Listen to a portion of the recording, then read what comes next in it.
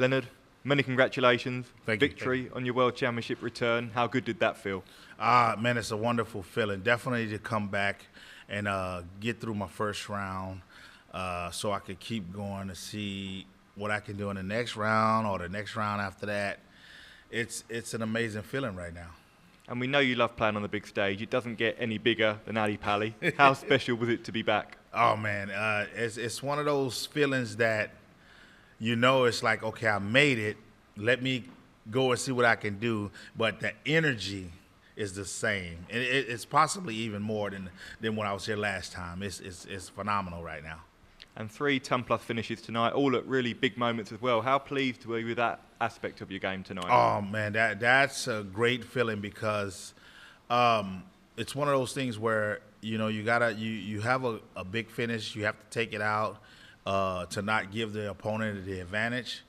And when you do it, it's like, oh, yeah, everything's feeling right, everything's falling in place. And 2 years since you made your debut here, how much do you think you've improved as a player since then? Oh, yeah. I think I've improved greatly because just here tonight doesn't show what I've done in the States. I'm on a roll. Everybody's telling me I'm on a roll, but I know I'm on a roll, and I want to keep it that way, you know, just stay on a roll, just like a snowball rolling down a hill, dude. It builds, you know. And up against Nathan Aspinall now in round 2, it could be a battle of the walk-ons, couldn't it? Yeah, definitely. Nathan has a backing. He has the love from the fans. He has a lot of fans, but the monster is coming. Leonard, congratulations. You touched on this snowball effect and what's going on in America and everything like that. How important is it that you show the rest of the world that you're America's #1 as well? I kind of don't think about it. I just go play my darts and I hear and see what everybody else is saying about it, and but it just gives me that motivation to keep it that way. Sort of say, you know, you hear, but you don't want to get too cocky about it. It's like, okay, they say I'm the best. All right, let me keep it that way to nullify it. You know what I'm saying? Sort of something like that. You touched on the energy out there. What's it like when you've got somewhere here in London all shouting USA, USA back to you? Wow. That's all I can say is wow, because that is, I mean, you can feel it in your bones and your body is just like, oh my God, they're chanting this and they're looking at you and they're feeling what the energy is, you know. I really can't explain it. All I can say is just wow, because that's a good motivation for me. We've seen you guys from North America come across and have moments here on the big stage. But if you could beat Nathan Aspinall, would that be a real statement? It could be a real statement, but I'll definitely have a target on my back after that. You know, I'm lost for words right now. My thing is I'm going to go in the game and just focus, play my game, because I know what he can do.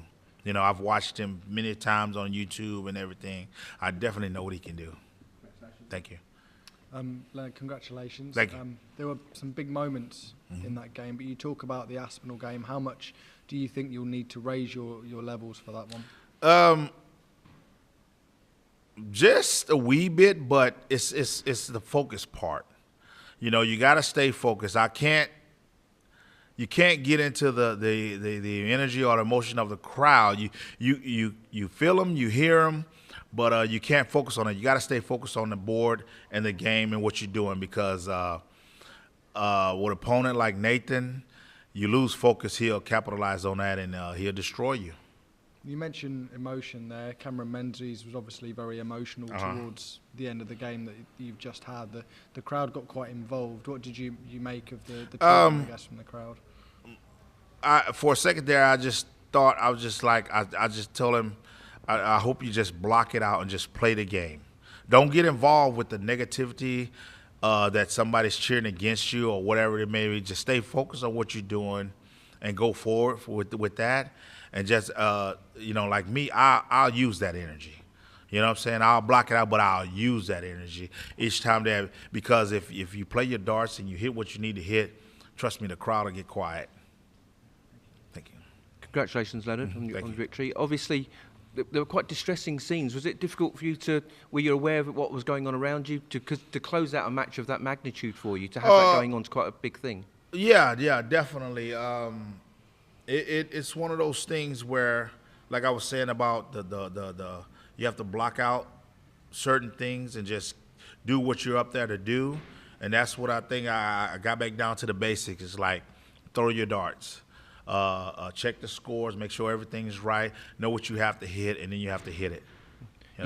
You seem to have some inspirational words for Cameron at the end there. Yeah. Do you think he should seek more help, because he's obviously seeking some sort of sports psychology right now, but do you think he should get more, because you seem to have the right words for him at the end there?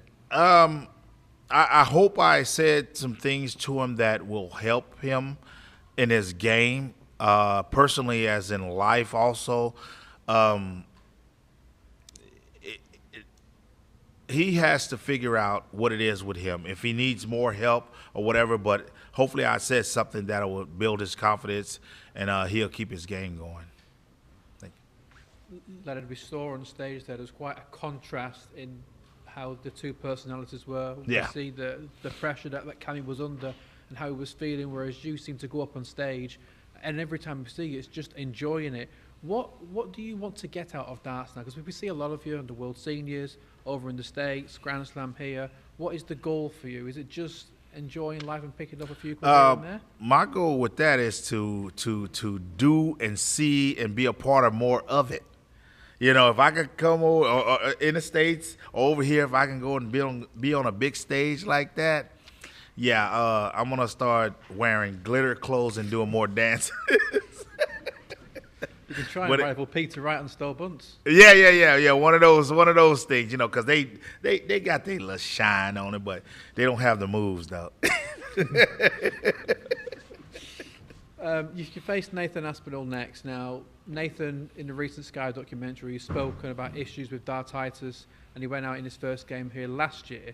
Do you think he's going to be feeling the pressure on that stage, whereas you, having played a game, enjoying yourself, maybe don't have that same kind of pressure? With me, I don't think so. Now, I mean, the pressure is not going to be on me because I know I'm just going to play some darts. With Nathan, it's just like you have to forget about that and go forward with the opponent that you have in each thing you do, each event, each segment that you go against. Just go play darts. You know what I mean? It's not a life or death thing with him because, I mean, he's already established, you know. He's a great player. Thanks very much. Thank you. Leonard, last time you saw Cameron, you were actually teammates with him at the Las Vegas Open. Yeah. You knew that was going to be a tough match just from that aspect. He's a good friend of yours, but just your initial thoughts on going into that match and the outcome. And you said it. You just said it. We played together, and I was just like, oh, man, that was a tough one. I wish the draw didn't happen like that. You know, I mean, maybe the second, third, fourth, fifth round or whatever, I faced him, but I was just like, okay. But I've watched him these last few months. He's shot great. He's shooting great darts. I mean, tonight was just something different with, you know, being in the alley patty, the finals or whatever. And you kind of got to block that out. But Cameron, he definitely came into the game with a lot of emotion, with a lot of passion. I mean, he's a great guy, man. That's all I can say. He's a great guy. Well, from my understanding, you had an early arrival today. Did you come into today's performance just knowing, hey, I'm gonna take it as I ride, or did you just think, come off the plane and perform? Because you threw a 100.20 set to lead us off. I'm sitting there thinking I don't want to tell the truth. I want to tell a lie. But the truth is, I looked at the bracket wrong. I didn't know I had to play Cameron today. I was looking at the 18th, Really? where it said Nathan, and then it had Cameron Menzies, Leonard Gates. And I'm like, oh, I have to play to the 18th. So it was just kind of a mental mistake, but it bugged me. Everything I was doing back in the States, I'm just like, my body wasn't feeling right. I'm just like, something's not right. So I got on my phone, I started checking. I was like, oh, my God. Because I actually changed my flight to fly out on the 15th. Wow. Because initially I was supposed to fly out on the 13th. Well, to come out 100% on the doubles, 138, 120, and 85 on bull. Goodness gracious, Leonard. Yeah, I got off the plane and got to the hotel, checked in early. I didn't go to sleep. I brought my board with me. I was just throwing on the board until I got over here, and continuing it right now. So I don't know. When I leave here, I don't know if I'm gonna crash or blow up or anything right now. I'm just on energy right now.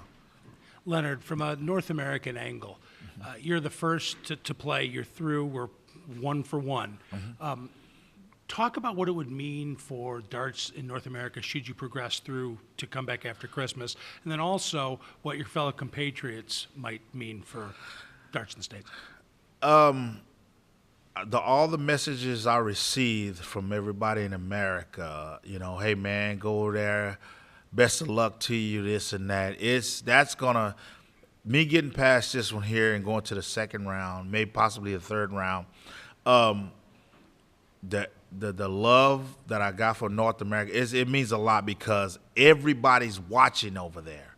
Even the people they just oh well yeah he plays darts, but it's like wait a minute, he's over in the World Championship playing darts, and he won his first match. So it's like, it's building. It's already built, but it's building even more. It's like I say, the snowball effect.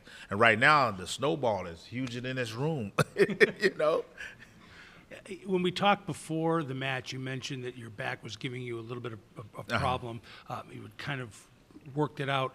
Did that come back in the second set at all and kind of start bothering you again? If it did, I didn't know about it because I wasn't thinking about it. Somebody was like, wait, why is he limping? I'm like, I didn't notice I was limping or whatever, but I kind of blocked it out and just saw what was in front of me, the dartboard, the line, and did what I had to do to get out of that and then go to the second round. Leonard, congratulations. Thank you.